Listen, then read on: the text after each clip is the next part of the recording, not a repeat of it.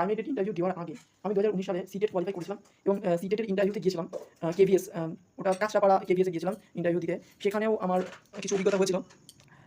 যেমন ওখানে হিন্দিতে আমার সঙ্গে কনভারসেশন হয়েছিল, হিন্দি আর ইংলিশ।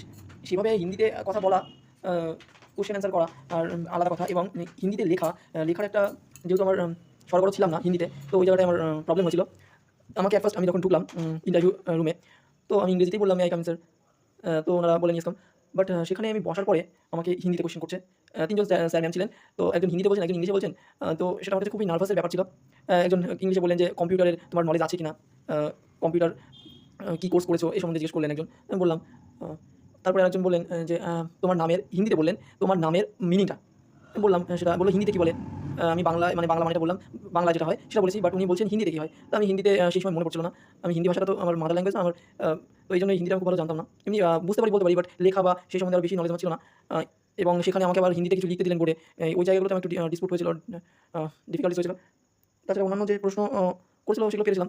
কিন্তু সিলেকশন কিন্তু আমার হয়নি সিটেটে এবং কেভিএসে। তো ফাইনালি আমি এই প্রাইমারি টেট 2024 সিলেক্টেড হলাম অ্যাসিস্ট্যান্ট টিচার হিসেবে। এটাই ছিল আমার অভিজ্ঞতা। এবং তোমরা যদি এই চ্যানেলের সঙ্গে যুক্ত থাকো, আ তাহলে ইন্টারভিউ রিলেটেড আরো প্রশ্ন উত্তর এই চ্যানেলে আসবে এবং বাস্তবিক অভিজ্ঞতা, আমরা স্কুলে কাজ করছি সেই অভিজ্ঞতা তোমাদের সঙ্গে শেয়ার করা হবে।